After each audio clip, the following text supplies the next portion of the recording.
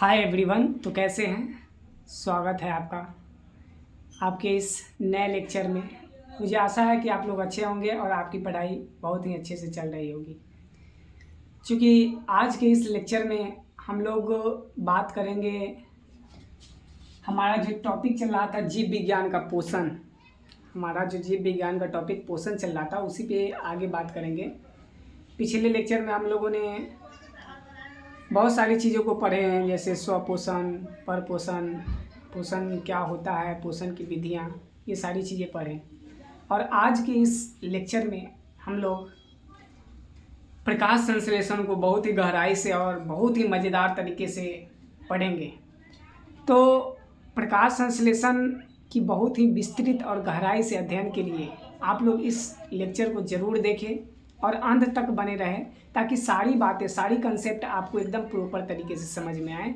बीच में अगर छोड़ के जाएंगे तो हो सकती है कि बहुत सारी बातें ऐसी हो जो आपको समझ में नहीं आए। क्योंकि हम लोग इसको इंटरेस्टिंग तरीके से पढ़ेंगे तो ये आपके लिए भी फ़ायदेमंद है और हमारे लिए भी फ़ायदेमंद है। तो चलिए आइए शुरुआत करते हैं प्रकाश संश्लेषण को। तो सबसे पहले हम परिभाषा लिख देते हैं कि प्रकाश संश्लेषण होता क्या है।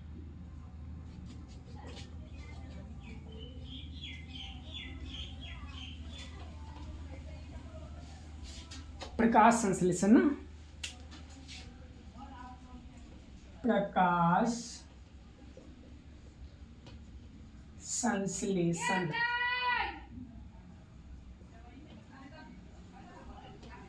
प्रकाश संश्लेषण। तो प्रकाश संश्लेषण क्या है? एक प्रक्रिया है, एक प्रोसेस है, जिसके माध्यम से क्या करते हैं। प्रकाश संश्लेषण क्या है? एक प्रक्रिया, एक प्रोसेस है, जिसके माध्यम से पौधे जो हैं वो अपना खाना बनाते हैं। कभी ऐसा हुआ है कि आप गए हों खाना वाना लेकर के पौधे के पास और कहे होंगे खा लीजिए खा लीजिए, और वो खा भी लिए हों? ऐसा कभी हुआ है? ऐसा नहीं होता। न उनके पास मुंह है, ना खाने के लिए कोई चीज़ है, तो वो कैसे खा सकते हैं? और वो हमारे खाना नहीं खाते।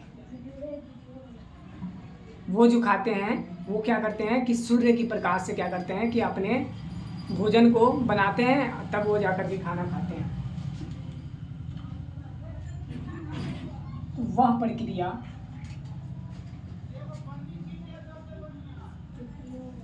जिसके माध्यम से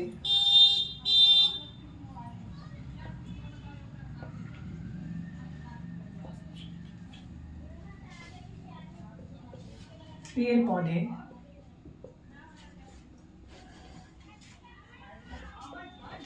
वह प्रक्रिया जिसके माध्यम से पेड़ पौधे सूर्य की प्रकाश,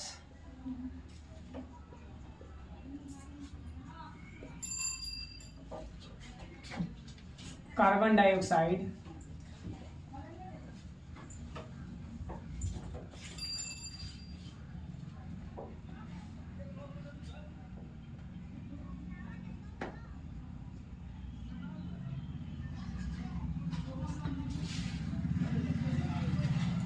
सूर्य की प्रकाश, कार्बन डाइऑक्साइड यानी CO2, जल यानी H2O एवं क्लोरोफिल के माध्यम से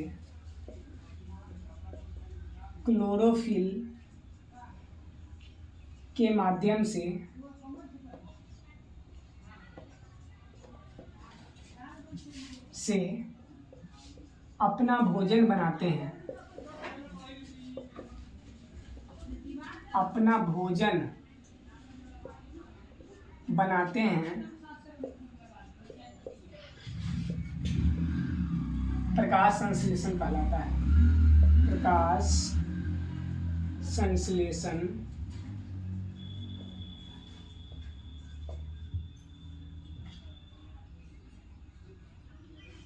प्रकाश संश्लेषण कहलाता है। तो प्रकाश संश्लेषण क्या है? एक प्रोसेस है, एक प्रक्रिया है, जिसके माध्यम से पेड़ पौधे क्या करते हैं कि सूर्य की प्रकाश की उपस्थिति में बाह्य स्रोत से कार्बन डाइऑक्साइड, जल एवं क्लोरोफिल, पत्ती में क्लोरोफिल होता है, उसके माध्यम से क्या करते हैं कि अपना भोजन बनाते हैं। प्रकाश संश्लेषण कहलाता है। अब लिखते हैं प्रकाश संश्लेषण की रासायनिक सूत्र।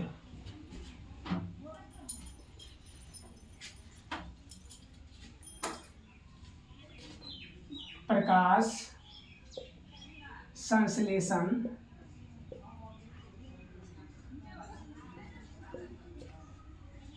के रासायनिक सूत्र। प्रकाश संश्लेषण के रासायनिक सूत्र। तो प्रकाश संश्लेषण का रासायनिक सूत्र क्या होता है? तो इसको हम लोग रासायनिक सूत्र में ऐसे डिनोट करेंगे कि कार्बन डाइऑक्साइड प्लस जल। सूर्य की प्रकाश की उपस्थिति, सूर्य के प्रकाश, क्लोरोफिल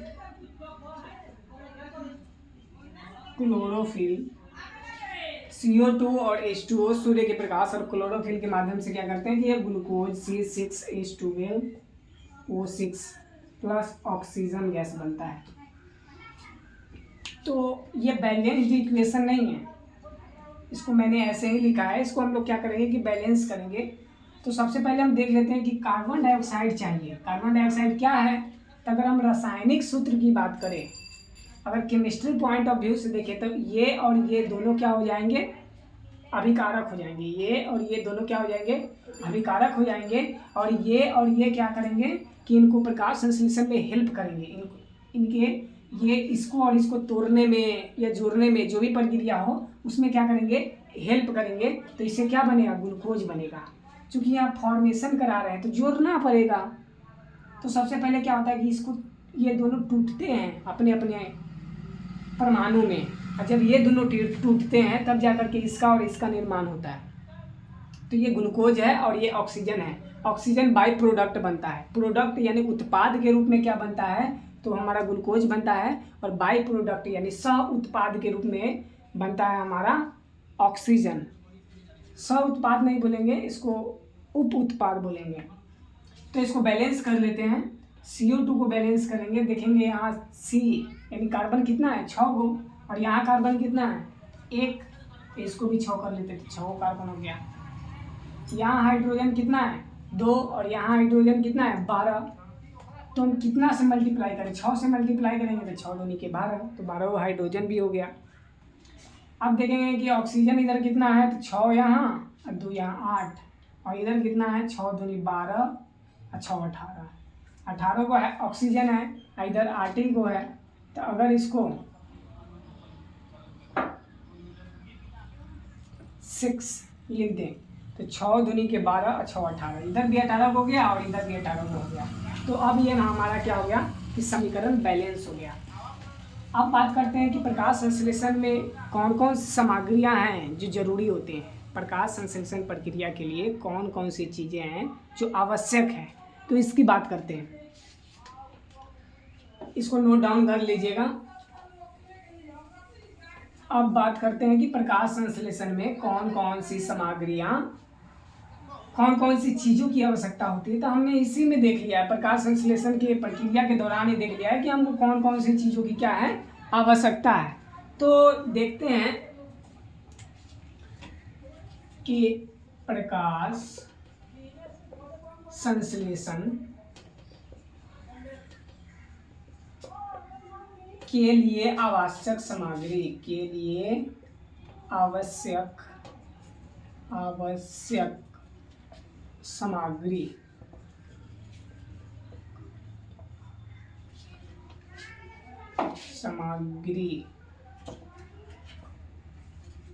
प्रकाश संश्लेषण के लिए आवश्यक सामग्री। तो हमारा क्या क्या आवश्यक सामग्री है? तो सबसे पहले तो हमको चाहिए कार्बन डाइऑक्साइड,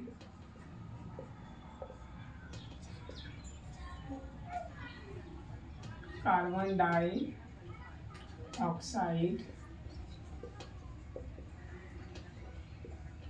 यानी CO2,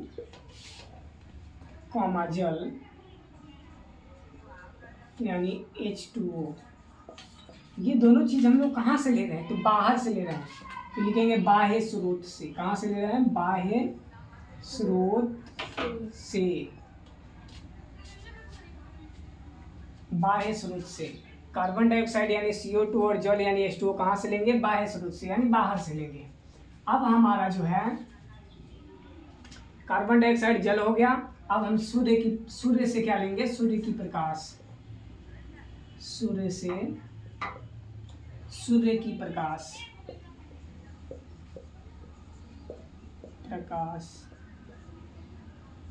और तीसरा चीज क्लोरोफिल। कहाँ है क्लोरोफिल? कहाँ है? पत्ती में है। कहाँ है? पत्ती में। तो लिखेंगे कि क्लोरोफिल पत्तियों से।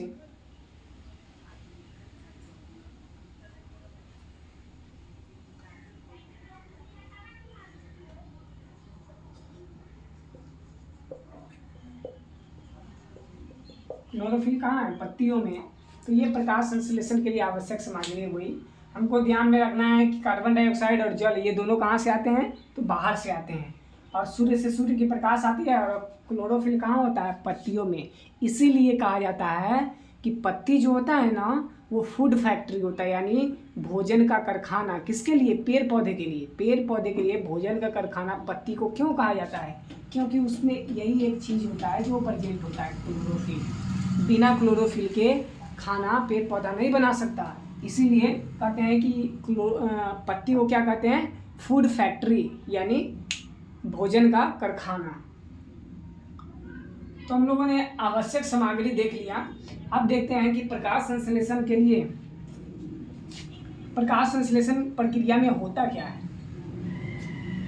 प्रकाश संश्लेषण प्रक्रिया में होता क्या है, तो इसकी क्रिया विधि को देख लेते हैं कि कैसे कैसे ये काम करता है।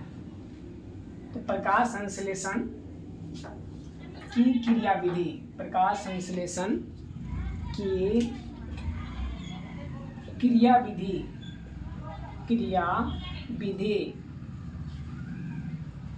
यानी क्या क्या होता है। तो हमने देखा कि पेड़ पौधे की क्या करते हैं कि सूर्य की प्रकाश को अवशोषित करते हैं, एब्जॉर्ब करते हैं। पेड़ पौधे क्या करते हैं कि सूर्य की प्रकाश को एब्जॉर्ब करते हैं। तो सूर्य के प्रकाश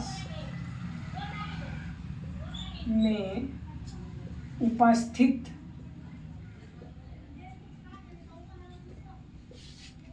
विकिरण ऊर्जा को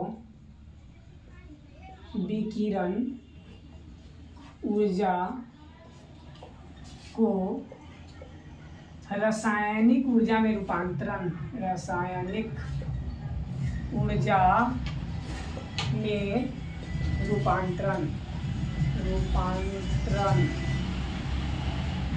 सूर्य के प्रकाश में जो विकिरण ऊर्जा होता है उसको हम लोग क्या करते हैं?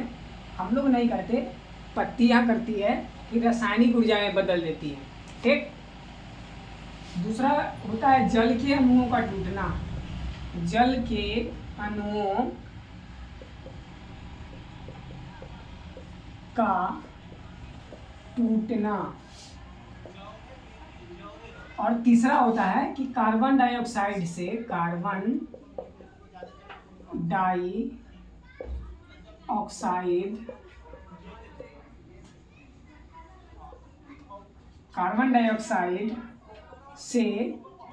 ग्लूकोज का निर्माण।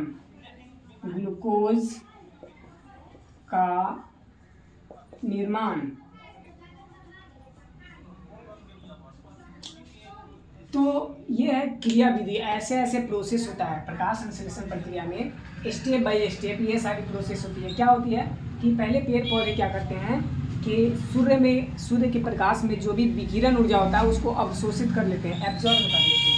अब उस ऊर्जा से क्या करते हैं कि जल को अणुओं को तोड़ते हैं और कार्बन डाइऑक्साइड के अणुओं को तोड़ते हैं। अब जल के अणु और कार्बन डाइऑक्साइड के अणु क्या होते हैं कि जब टूटते हैं तो फिर जो एनर्जी आया, जो रासायनिक ऊर्जा आया, वही ग्लूकोज के अणुओं में क्या होते हैं? बंद हो जाते हैं।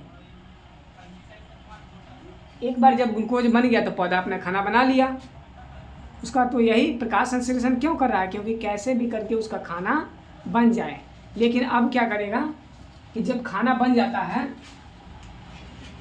तो पेड़ पौधे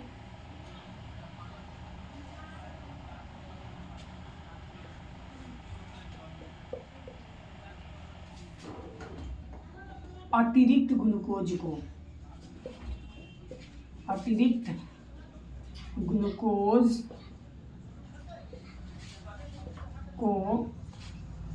स्टार्च के रूप में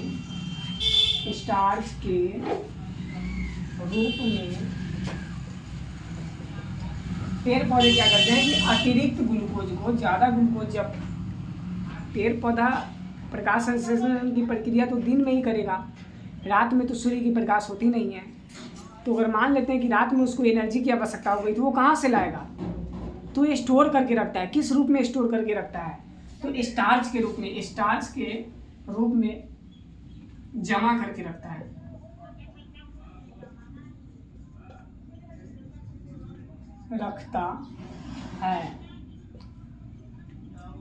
या फिर ऐसे भी समझ सकते हैं कि पतझड़ के मौसम में क्या होता है कि पेड़ के सारे पत्ते झड़ जाते हैं।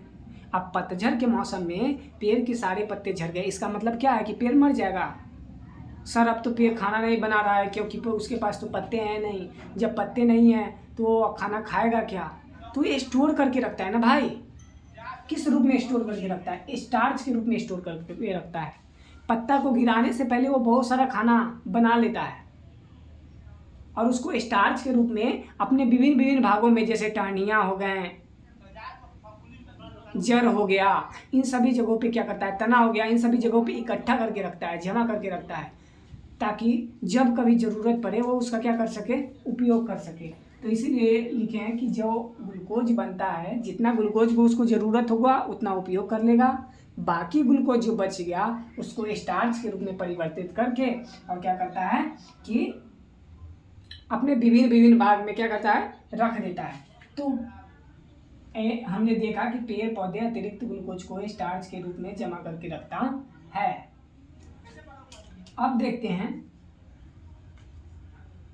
कि प्रकाश संश्लेषण जो होता है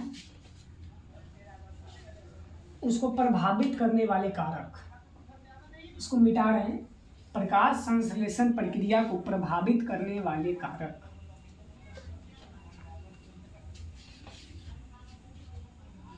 प्रकाश संश्लेषण प्रक्रिया को प्रभावित करने वाले कारक। तो प्रकाश संश्लेषण को प्रक्रिया को प्रभावित करने वाले कारक। तो हम इतना तो समझ जाते हैं कि प्रकाश संश्लेषण प्रक्रिया, लेकिन ये प्रभावित करने वाले कारक क्या होता है समझ में नहीं आता है सर।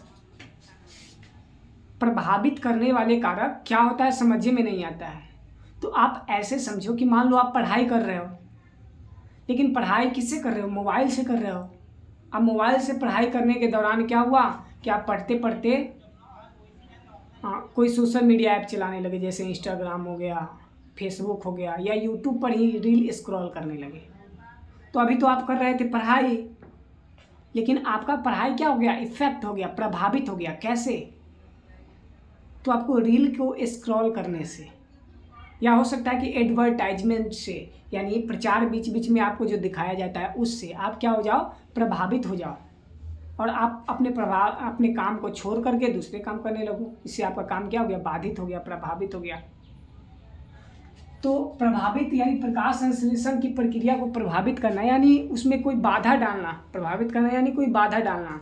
तो कैसे, क्या कौन कौन सा कारक हो सकता है, कौन कौन सा चीज़ हो सकता है जो प्रकाश संश्लेषण प्रक्रिया को बाधित करे, या उसको उसकी जितनी भी प्रक्रियाएं हैं उनमें क्या करे कि बाधा पहुंचाए, उसी को कहते हैं प्रभावित करना।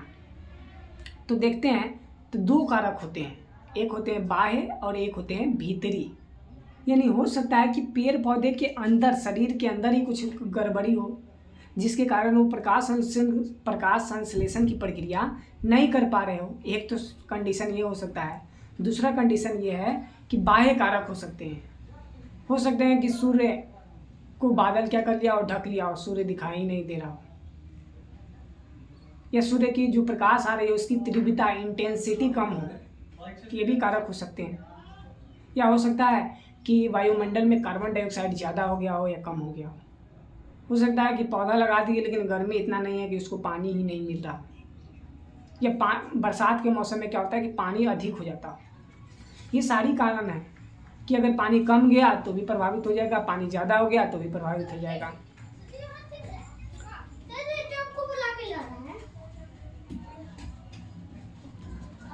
तो ज़्यादा हो जाता है फिर भी क्या है कि प्रभावित हो जाता है। सूर्य की प्रकाश की इंटेंसिटी ज़्यादा हो गई तभी प्रभावित हो जाता है, कम हो गई तभी क्या हो जाता है, प्रभावित हो जाता है। तो ये सारी कारकें हैं, तो इसको हम देख लेते हैं। पहला कारक है तापमान।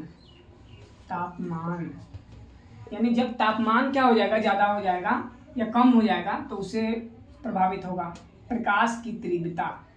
प्रकाश की तीव्रता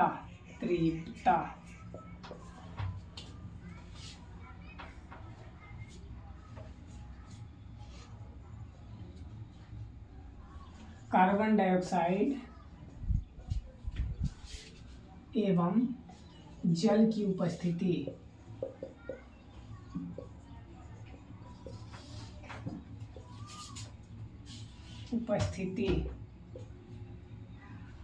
इत्यादि, ये हो गए हमारा बाह्य इत्यादि, ये सारे बाह्य कारक हैं।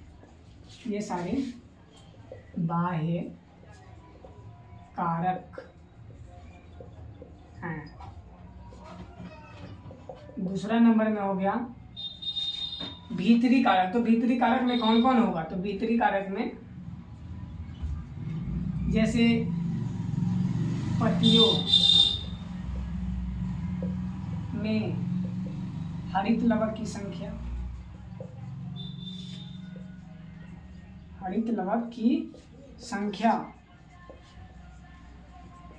यानी पत्ता में हरित लवक कितना है, जितना ज़्यादा हरित लवक होगा उतना प्रकाश संश्लेषण की प्रक्रिया तेजी से होगी। हरित लवक कम होगा तो प्रकाश संश्लेषण की प्रक्रिया धीरे धीरे होगी। तो हो गया पत्तियों में हरित लवक की संख्या। दूसरा हो जाएगा कि पत्तियों में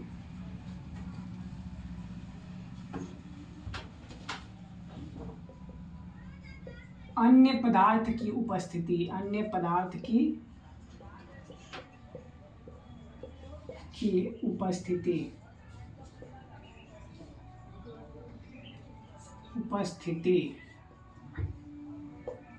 अन्य पदार्थ कहने का मतलब है, जैसे मान लेते हैं कि प्रकाश संश्लेषण के लिए प्रक्रिया के लिए मैग्नीशियम की आवश्यकता होती है। अब पेड़ पौधे मिट्टी में मैग्नीशियम है ही नहीं, अब पेड़ पौधे मैग्नीशियम को अवशोषित कर ही नहीं पा रहे हैं जो अपने जड़ों के द्वारा, उसके पास मैग्नीशियम की कमी हो गई। तो जब मैग्नीशियम की कमी हो जाएगी तो प्रकाश संश्लेषण की प्रक्रिया अपने आप धीरे हो जाएगी। तो हो गई कि मैग्नीशियम की कमी यानी अन्य पदार्थ की उपस्थिति। अगला हो सकता है कि पत्तियों की संरचना, पत्तियों के भौतिक संरचना इत्यादि। पत्तियों की भौतिक संरचना कहने का मतलब है कि अलग अलग प्रकार के पत्ते हम लोग देखते हैं ना, कोई पत्ता बड़ा होता है, कोई पत्ता छोटा होता है। तो छोटा पत्ता में प्रकाश संश्लेषण की प्रक्रिया धीरे होगी, बड़ा पत्ता में प्रकाश संश्लेषण की प्रक्रिया तेजी से होगी। तो ये पत्तों की भौतिक संरचना। तो इस प्रकार से हमने देखा कि प्रकाश संश्लेषण को प्रभावित करने वाले कारक क्या है। अब हम समझेंगे कि प्रकाश संश्लेषण का क्या महत्व है हमारे जीवन में या पेड़ पौधे के ही जीवन की दृष्टि से। पेड़ पौधे के जीवन की दृष्टि से हम लोग उतना कम देखते हैं, हम लोग अपने दृष्टि से ज़्यादा देखते हैं कि हमारे जीवन में उसका क्या महत्व है। तो आइए समझते हैं कि हमारे जीवन में इसका क्या महत्व है।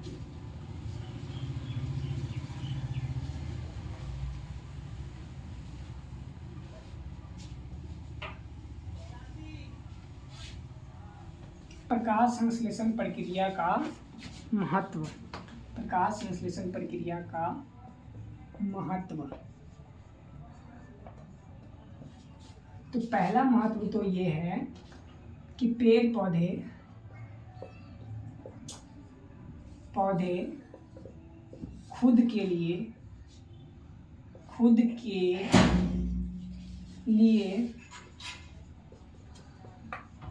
भोजन बना पाते हैं,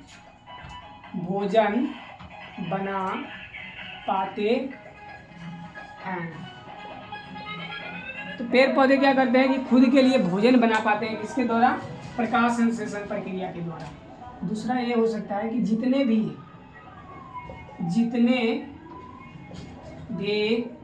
परपोषी जीव हैं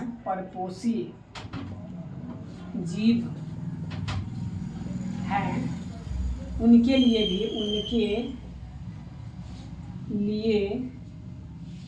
भी ऊर्जा का स्रोत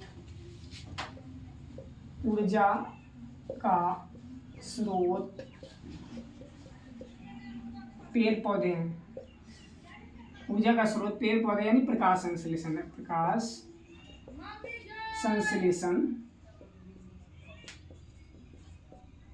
संश्लेषण है। तो जितने भी परपोषी जीव हैं उनके लिए ऊर्जा का स्रोत कौन है?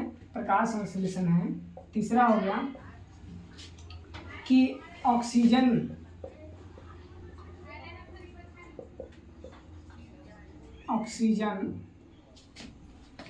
का निर्माण, क्योंकि जितने भी जीव है और सांस ले पा रहे हैं, हम सांस ले पा रहे हैं प्रतिपल, तभी तो जीवित है। सांस लेना बंद कर देंगे क्या हो जाएंगे? मर जाएंगे। तो ऑक्सीजन का निर्माण अगर प्रकाश संश्लेषण प्रक्रिया में नहीं होगा तो हम लोग क्या करेंगे कि मर जाएंगे। पीछे कुछ बच्चे बैठे हुए हैं और वो मुस्कुरा रहे हैं, इसी को देख करके मुझे हंसी आ गई। खैर कोई नहीं, आइए हम लोग अपने टॉपिक पे आते हैं कि ऑक्सीजन का निर्माण। तो प्रकाश संश्लेषण प्रक्रिया में हमने देखा था कि बाई प्रोडक्ट के रूप में कैसे ऑक्सीजन बनता है। तो वो ऑक्सीजन क्या है? हमारे सांस लेने के लिए ज़रूरी है, हमारे जीवन के लिए ज़रूरी है। तो इसीलिए लिखेंगे कि ऑक्सीजन का निर्माण होता है जिससे समस्त प्राणी का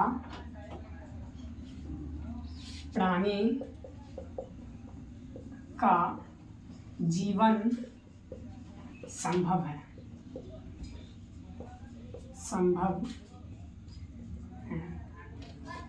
अगला जो हमारा टॉपिक है, अगला जो हमारा पॉइंट होगा कि जीवाश्म ईंधन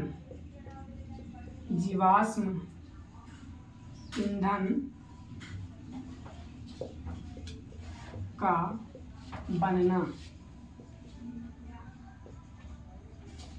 अगर प्रकाश संश्लेषण की प्रक्रिया नहीं होगी तो पेड़ पौधे अपना खाना नहीं बना पाएंगे। अपना खाना नहीं बना पाएंगे तो वो छोटे से बड़े कैसे हो पाएंगे? और इतनी जो जीवाश्म ईंधन का खेल देखते हैं कि लाखों करोड़ों साल पहले क्या हुआ था कि कोई ये प्राकृतिक घटना के कारण बहुत सारे पेड़ पौधे जीव जंतु क्या हो गए कि ज़मीन के अंदर दब गए, उससे अलग अलग जीवाश्म ईंधन बना। तो ये जीवाश्म ईंधन कैसे बन रहा है, कहाँ से आ रहा है? तो ये प्रकाश संश्लेषण प्रक्रिया में जितनी भी चीज़ें का निर्माण हुआ उसी का तो रूप है जीवाश्म ईंधन। उसी से हमारा शरीर बना है, उसी से पेड़ पौधा का शरीर बना है। तो जीवाश्म ईंधन कैसे बन रहा है? प्रकाश संश्लेषण प्रक्रिया से ही तो बन रहा है। तो जीवाश्म ईंधन का बनना, इसमें भी प्रकाश संश्लेषण का क्या है? इम्पोर्टेंस है, महत्व है। तो ये सारे 3-4 पॉइंट है जिसको हम लिख सकते हैं, समझ सकते हैं, जान सकते हैं कि प्रकाश संश्लेषण की प्रक्रिया का क्या क्या महत्व है। तो इन सभी चीज़ों को हम लोगों ने देखा और बहुत ही अच्छे और मज़ेदार तरीके से देखा। मुझे आशा है कि आपको समझ में भी आया होगा। तो आप अपनी पढ़ाई को जारी रखें। अगर ये वीडियो आपको अच्छा लगा हो, आपके लिए हेल्पफुल हो, मज़ा आया हो, तो आप इसे क्या कर सकते हैं कि लाइक, सब्सक्राइब और शेयर कर सकते हैं। अगर कोई समस्या हो, कोई कुछ बात समझ में नहीं आई हो, या हो सकता है कि कुछ प्रश्न पूछना चाहते हो, तो आप नीचे कमेंट में लिख सकते हो। ओके, धन्यवाद। आप अपना ख्याल रखिए।